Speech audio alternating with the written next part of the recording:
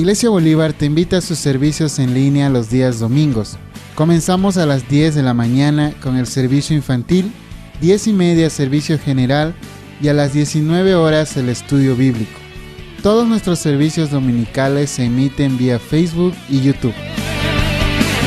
También te invitamos a nuestras reuniones vía Zoom los días jueves. Iniciamos a las 17 horas con la reunión de oración y a las 19 horas la escuela de líderes.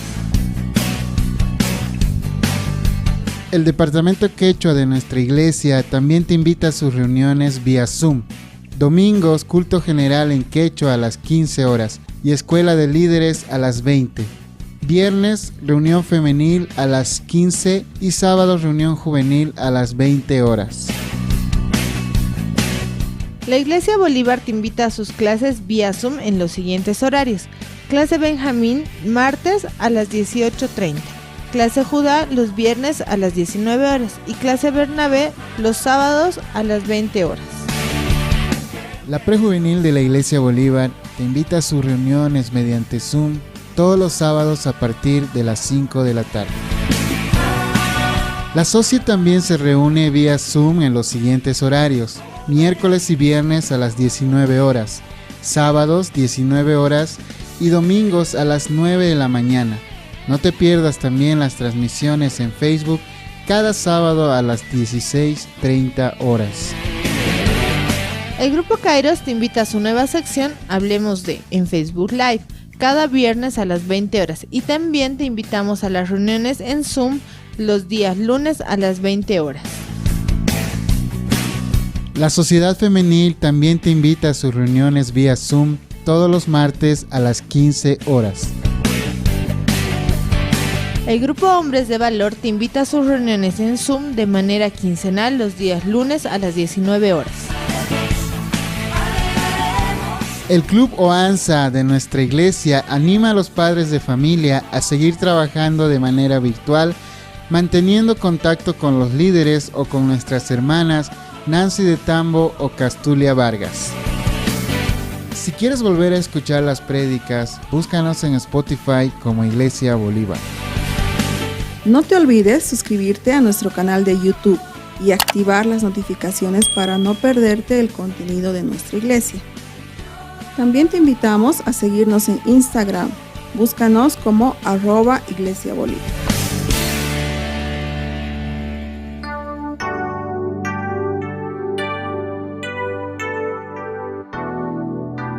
¿Por qué no le alabas al Señor y le dices: exáltate, oh gran Cordero? Tú vives hoy y vivirás siempre. Dile con nosotros. Al borde de tu gran trono me postraré hoy a ti. Dile: tú reinas sobre principado, sentado a la diestra de Dios. Exáltate, oh gran Cordero, tú vives hoy y vivirás. Corónate con mi alabanza. Tu nombre es el vencedor. Al borde de tu gran trono, dile: me postraré hoy a ti. Dile: tú reinas sobre principados, sentado a la diestra de Dios. Exáltate, oh gran Cordero,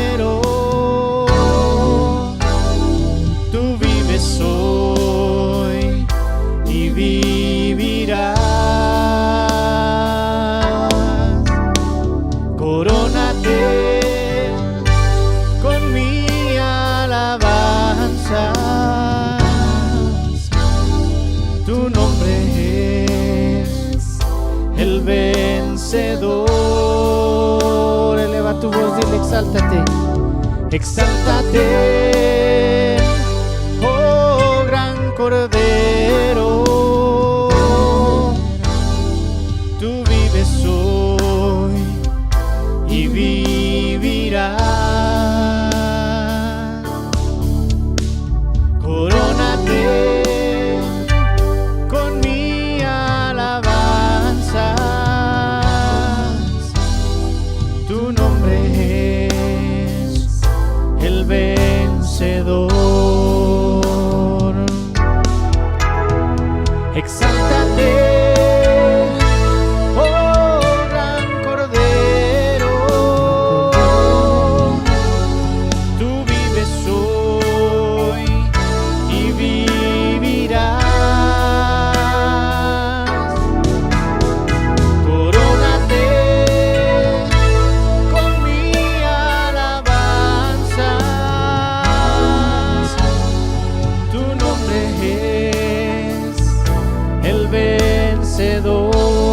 Sí, Señor, solo tu nombre es el vencedor.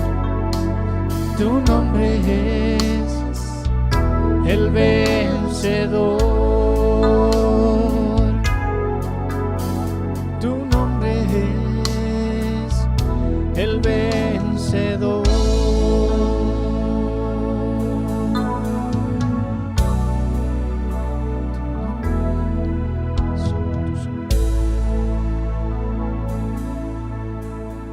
Buenas noches, queridos hermanos. Qué lindo es verles nuevamente, aunque virtualmente. No les veo físicamente, pero yo sé que están ahí al otro lado de la tecnología. Y bueno, es mi oración que realmente en esta noche, al reflexionar la palabra del Señor, podamos ser inspirados por el Señor para recibir algo que el Señor demanda de nosotros. Esta noche vamos a terminar la serie de temas que teníamos para este mes en las noches, sobre desafíos que nos deja la Iglesia de Jerusalén para hoy. Los 3 domingos anteriores, vamos a hacer un pequeño resumen.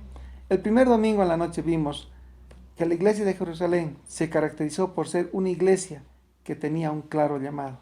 Llamados por el Señor Jesucristo para ser testigos en Jerusalén, Judea, Samaria y hasta lo último de la tierra. Cristianos que tenían claro ese legado y que realmente a la vez eran cristianos de principios y de convicción. 3 años caminaron con el Señor Jesucristo y cómo el Señor Jesucristo los preparó para darles ese encargo tan lindo de ser sus testigos. Hace 2 domingos por la noche hablamos de ser una iglesia de oración, algo que caracterizaba a los apóstoles en ese tiempo. Se caracterizaban por reconocer que cada vez que oraban se dirigían a un Dios soberano, que usaban la palabra de Dios como un respaldo poderoso en sus oraciones y hablaban conforme a su corazón. No se trataba de ellos, se trataba de lo que Dios quería hacer a través de ellos.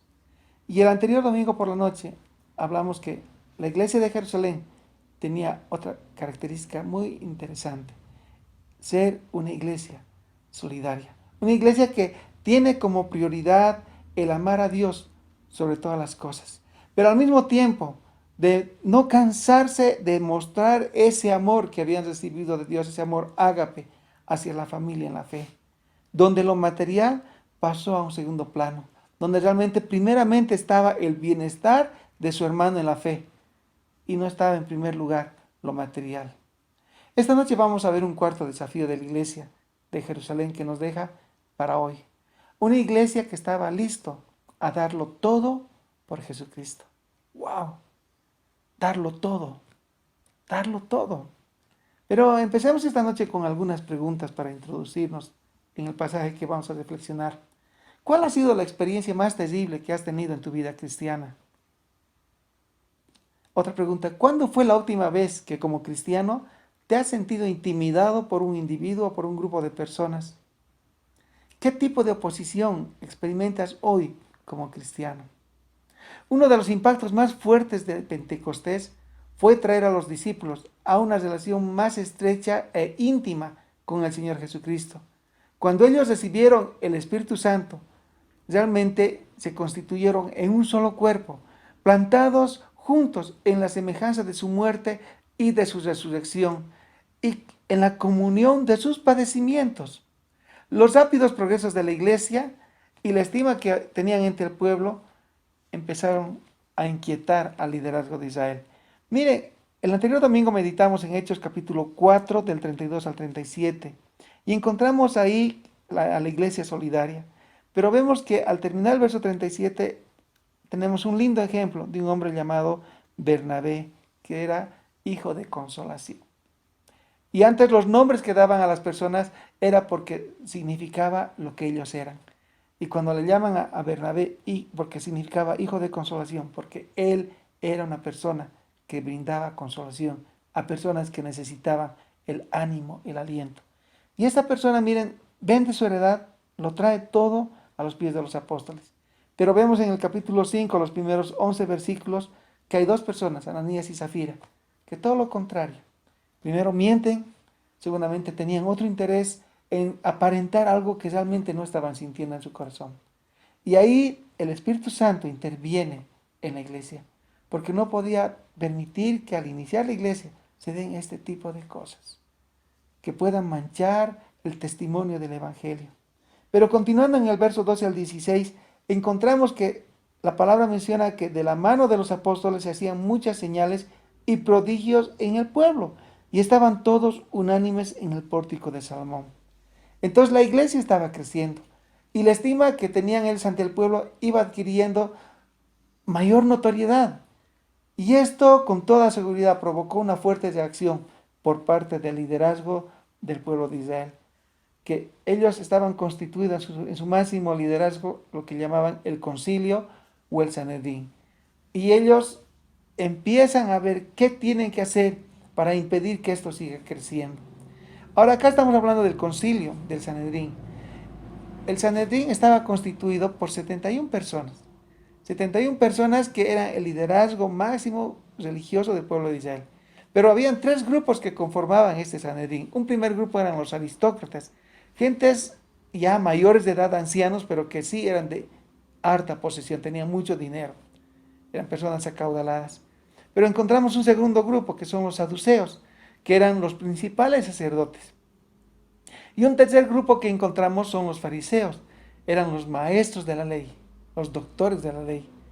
En esta noche, a la luz de este pasaje, vamos a encontrar 4 características que tenían esos apóstoles, que lo daban todo por el Señor Jesucristo. La primera cosa que yo quiero que en esta noche veamos de estos apóstoles es que ellos sufrieron por Jesucristo. Ellos estaban listos a sufrir por Jesucristo. Miren lo que dice el capítulo 5 y el versículo 18. Y echaron mano a los apóstoles y los pusieron en la cárcel pública. Ellos estuvieron listos a ser encarcelados. Los discípulos sabían muy bien que su amor por el Señor Jesucristo, con toda seguridad, iba a traer persecución sobre ellos. Pero ¿cuáles eran las razones por las que los discípulos estaban sufriendo esa persecución? Y aquí quiero que pensemos en 2 cosas. Los saduceos, una parte del liderazgo de los israelitas en el Sanedrín, no creían en la resurrección. Y los apóstoles estaban predicando lo opuesto. Ellos predicaban a Jesucristo resucitado de entre los muertos. Había un conflicto fuerte para los saduceos. Pero encontramos también que en el Sanedrín había celos. Y se notaban que estaban celosos. La proclamación del Evangelio se constituía en una seria amenaza al sistema judío religioso. Y percibían que lejos de diluirse este movimiento cristiano, cada vez iba acrecentando más. Este liderazgo judío creía que tenía el monopolio de las cosas de Dios, que solamente a través de ellos podían ir hacia Dios. Ellos decían, nosotros somos los escogidos por Dios para hacer este ministerio. ¿Cómo puede Dios usar a laicos o a pescadores galileos? Pero también ellos veían cómo los apóstoles hacían sanidades y prodigios sin tener su permiso, ni siquiera tomarles en cuenta este liderazgo. Entonces había un fuerte celo. Empezaron a notar que la gente ya no venía a ellos como lo hacía anteriormente. Mucha gente ya estaba con la iglesia cristiana y ya no les buscaba para hacer los sacrificios cada día. Con toda seguridad este liderazgo también escuchó acerca de que el Jesucristo era el Cordero de Dios que quita el pecado del mundo. y que ya no eran más necesarios sacrificios, porque Jesucristo, nos dice la palabra, murió una sola vez y para siempre. Vamos a Hebreos para que podamos un poco ver esta verdad. Hebreos capítulo 10, versos 11 y 12. Miren la palabra, dice: y ciertamente todo sacerdote está día tras día ministrando y ofreciendo muchas veces los mismos sacrificios que nunca pueden quitar los pecados. Pero Cristo, habiendo ofrecido una vez para siempre un solo sacrificio por los pecados, se ha sentado a la diestra de Dios. Cuando vino el Señor Jesucristo, hizo un solo sacrificio y ya no era necesario más sacrificios. Entonces encontramos que ellos estaban sufriendo por el Señor Jesucristo, los encarcelaron. Pero también encontramos en este pasaje de Hechos capítulo 5, cuando estaban delante del Sanedrín, que ellos fueron rechazados. Los líderes religiosos estaban llenos de indignación y temor, porque la doctrina de los apóstoles había llenado toda Jerusalén, y si era cierta, a ellos los ponía en evidencia como asesinos del Hijo de Dios. Veamos lo que dice Hechos capítulo 5 y el versículo 28. Vamos desde el 27. Cuando los trajeron, los presentaron en el concilio, y el sumo sacerdote les preguntó, diciendo: ¿no os mandamos estrictamente que no enseñaseis en ese nombre? Y ahora habéis llenado a Jerusalén de vuestra doctrina, y queréis echar sobre nosotros la sangre de este hombre. Entonces ellos estaban opuestos. Y miren, más allá va ese rechazo, el verso 33. Ellos, oyendo esto, se enfurecían y querían matarlos. ¿Alguna vez has sentido esa presión? Donde te miran con un enojo tal que si los ojos hablaran, ya estarías destruido. Imagínense, 71 personas sobre estos apóstoles, enfurecidos y con todo el deseo de matarlos. Pero no solamente de esa manera sufrieron por el Señor Jesucristo. No solamente fueron encarcelados, sufrieron el rechazo, también los azotaron. Si se fijan en el verso 40, dice: y convinieron con él, y llamando a los apóstoles después de azotarlos. Ellos fueron azotados porque sencillamente habían desobedecido el mandato del Sanedrín cuando la primera vez fueron llamados por este mismo Sanedrín y les prohibieron que enseñasen del Señor Jesucristo. Ellos habían desobedecido. En ese tiempo, en el tiempo de la iglesia de Jerusalén, algunas veces la disciplina se administraba en forma de azotes. Y este castigo por azotes para los judíos consistía en 13 azotes fuertes sobre el pecho y 26 sobre la espalda. Yo quisiera que un momento pensemos, ¿nosotros podríamos resistir 39 azotes? Esto resultaba muy doloroso para los apóstoles, porque significaba, más allá del dolor físico, el rechazo al Evangelio, el rechazo al Mesías, el rechazo del Señor Jesucristo en medio de su pueblo. Pero algo que me llama la atención en la vida de Pablo en su testimonio que también está dando, si nos vamos a 2 Corintios capítulo 11, vamos a ir al pasaje, 2 Corintios capítulo 11 y el verso 24, Pablo está compartiendo de los sufrimientos que tiene como apóstol. Dice el versículo 24, de los judíos 5 veces he recibido 40 azotes menos 1. ¿Cuánto es 40 azotes menos 1? Los 39 que encontramos que era el castigo en medio de los judíos. 13 en el pecho, 26 en la espalda. Yo quisiera imaginarme, pensar un momento con ustedes, ¿cómo creen que se veía ese pecho y esa espalda de Pablo, de los apóstoles? Pablo recibió 5 veces, en 5 oportunidades recibió azotes. Pobre cuerpo, ¿no? Lleno de cicatrices, lleno de heridas. Pero a pesar de recibir los azotes, Pablo nunca renunció a predicar el Evangelio. Y encontramos una verdad muy interesante. El Señor Jesucristo, en Mateo capítulo 10, versos 16 al 18, ya les había anunciado a los apóstoles que esto iba a suceder. No era algo novedoso para los apóstoles. Miren lo que dice Hechos, Mateo capítulo 10, versículos 16 al 18. He aquí yo os envío como ovejas en medio de lobos. Sed pues prudentes como serpientes y sencillos como palomas. Y guardaos de los hombres, porque os entregarán a los concilios, y en sus sinagogas os azotarán, y aun ante gobernadores y reyes seréis llevados por causa de mí, para testimonio a ellos y a los gentiles. Esto se estaba cumpliendo. Fueron azotados. ¿Pero para qué? Para testimonio a ellos, a este pueblo de Israel y a los gentiles. Pero veamos un segundo aspecto. Ellos sufrieron por Jesucristo. Pero segunda cosa, ellos fueron respaldados por Jesucristo. Los apóstoles tuvieron el respaldo del mismo Señor Jesucristo al cumplir el llamado que habían recibido. Jesús cumplió su promesa cuando antes de ir a los cielos dijo: he aquí yo estoy con ustedes hasta el fin del mundo. ¿Cómo fueron respaldados? Veamos dos cosas en esta noche. Primera cosa, envía a un ángel. Miren Hechos capítulo 5, el verso 19 y 20.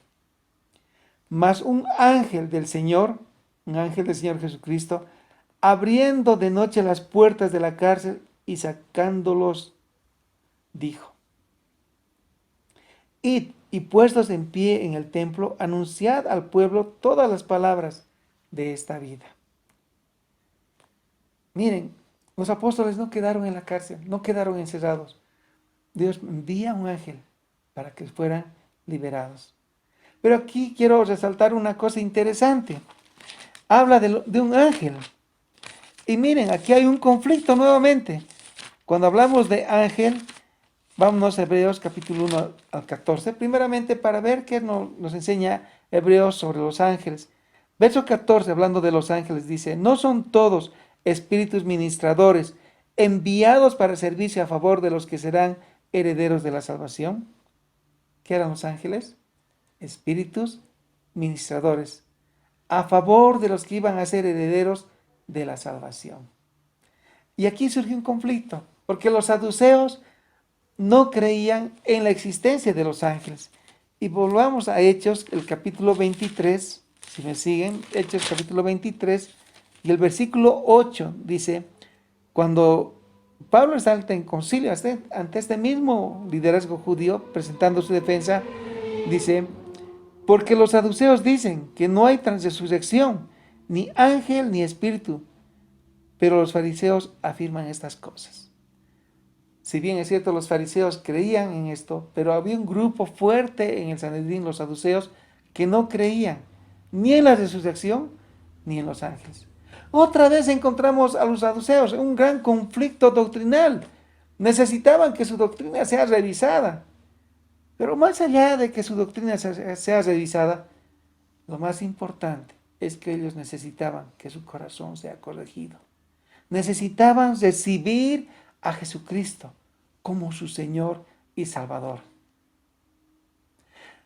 Quiero hacerles notar que cuando son llevados al concilio, el sumo sacerdote no les pregunta de qué manera habían salido de la cárcel, porque no fue de una manera natural, fue de una manera extraordinaria.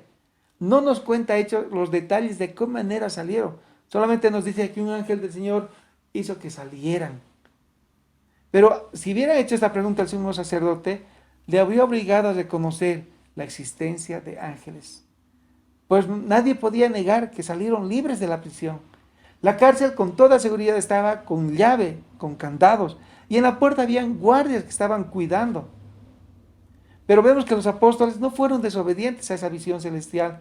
Estos hombres enseñados por el Espíritu Santo tenían claro que su única razón de vivir era para hacer la voluntad de Dios.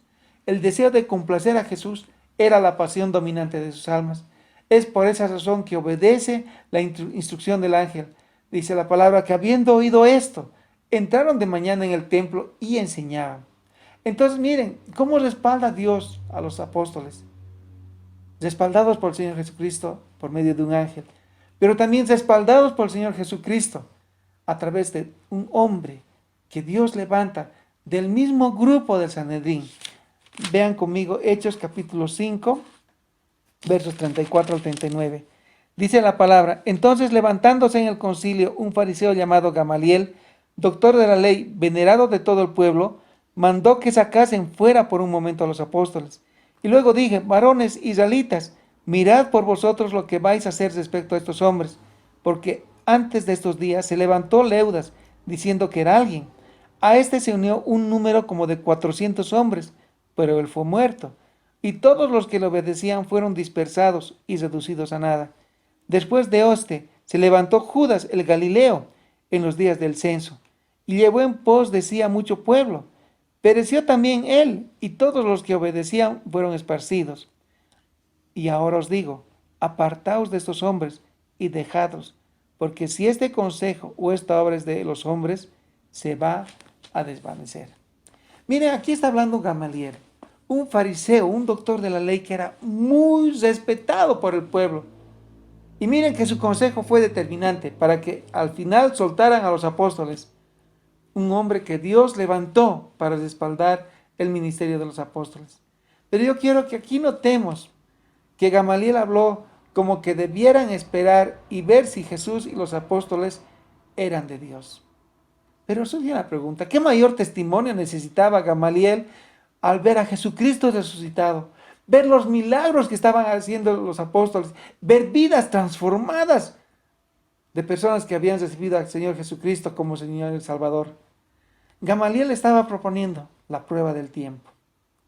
Si bien podemos pensar inicialmente que esta era una prueba importante, mucho más importante era la prueba de vidas cambiadas por el poder del Espíritu Santo, vidas cambiadas porque el Señor Jesucristo entró a formar parte de sus vidas, vidas que realmente podían mostrar con hechos de que fueron transformados por el Señor Jesucristo.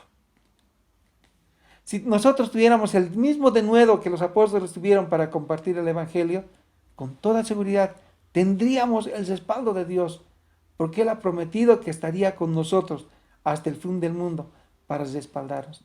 Entonces, dos cosas ya hemos visto hasta el momento. Fueron personas que sufrieron por el Señor Jesucristo.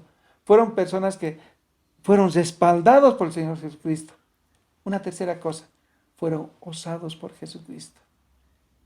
Podríamos vulgarmente decir, fueron atrevidos, fueron audaces. Y quiero que veamos algunas cosas que nos dan la certeza de que realmente fueron osados por Jesucristo. Miren, una cosa que ellos tenían muy fuertemente grabada en su corazón era esto: primero, Dios. Dios sobre todo. Miren lo que dice Hechos capítulo 5 y el versículo 29. Respondiendo Pedro y los apóstoles dijeron: es necesario obedecer a Dios antes que a los hombres. Nosotros tenemos claro: primero es Dios, antes que ustedes. Aun cuando recién estaban saliendo de la cárcel guiados por el ángel, no tenían miedo de mirar a la cara a los enemigos de Cristo y poner con esa valentía y decir: no les vamos a obedecer a ustedes, por encima de ustedes está Dios. Y miren cómo tienen esa audacia que frente a frente pueden decirles, verso 30 y 31 de Hechos 5. El Dios de nuestros padres levantó a Jesús, a quien ustedes mataron colgándole en un madero. A este Dios ha exaltado con su diestra por príncipe salvador, para dar a Israel arrepentimiento y perdón de pecados. Con toda claridad estaban diciendo lo que Jesucristo hizo por ellos en la cruz del Calvario. Estaban predicando el Evangelio, aún en la situación más complicada para sus vidas, frente a personas que estaban con ese odio, con ese deseo de matarlos. Ellos aún ahí no bajaron la guardia. Tenían esa osadía, esa valentía. Es que era la obra del Espíritu Santo, llevándoles a una convicción de pecado. Ahora, esta convicción de pecado, ¿cuántas veces queda perjudicada por la dejadez e irresponsabilidad de nosotros como cristianos, que debiendo compartir el Evangelio, tomamos una decisión: estar callados? ¿Y cuántas vidas pasan por nuestro lado que está yendo lejos del Señor en la eternidad, a estar separados eternamente de Dios? El temor del cristiano al hombre, ¿cuántas veces se ha convertido en nosotros en un fuerte freno para cumplir con este mandato de compartir.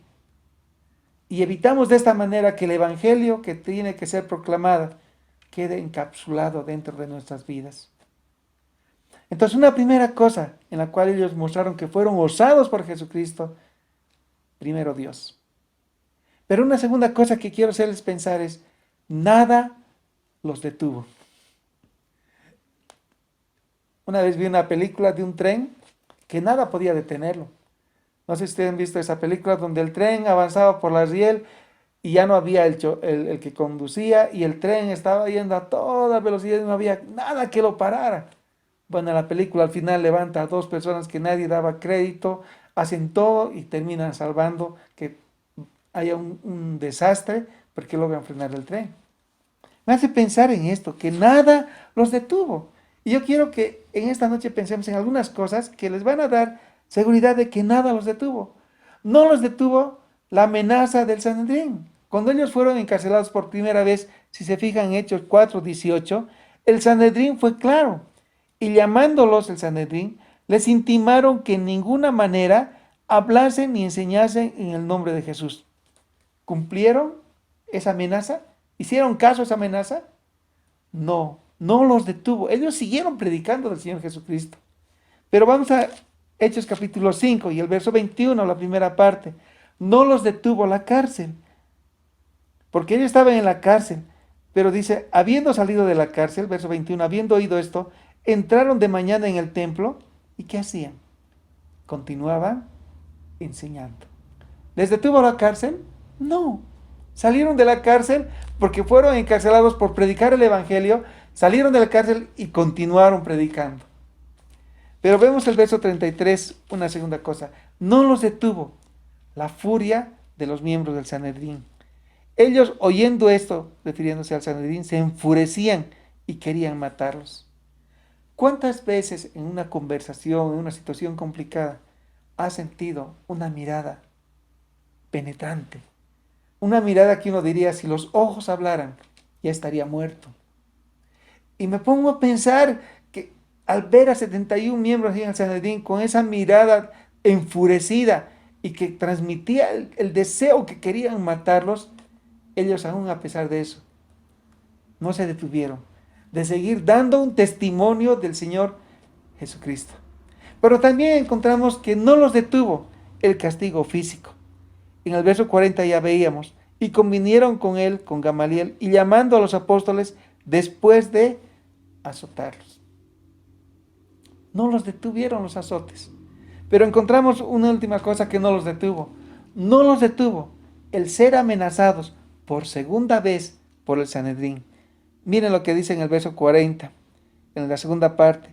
Les intimaron, esta es la segunda vez que les intiman, que no hablasen en el nombre de Jesús, y los pusieron en libertad. Con todo, los apóstoles, una vez que nada los detiene, porque eran osados por el Señor Jesucristo, no renuncian a ese llamado que el Señor Jesucristo les dejó de ser sus testigos. Miren el verso 42. Y todos los días, una vez que salieron, y todos los días en el templo y por las casas, no cesaban de enseñar y predicar a Jesucristo. ¿No son osados por el Señor Jesucristo? En muchas ocasiones, yo estoy seguro, hermanos, que tomamos decisiones osadas en la vida. Cuando realmente vemos que estamos saliendo en el día a día y decimos, creo que necesitamos un autito. Sí, pero la economía da aprieto. No, nos vamos a apretar un poco más. Compremos el auto. ¿Y cómo hacemos? Vamos a conseguir un préstamo. Y lo compramos el auto. Y nos damos formas para cubrir esa deuda y salimos. ¿No es una decisión osada? Porque si no tuviéramos esa osadía, esa valentía, decimos, no, quedemos tal cual como estamos. Pero ¿cuántas veces tomamos decisiones osadas? Decimos, no, yo me voy a presentar a ese examen. Yo siento que soy capaz de optar por ese cargo.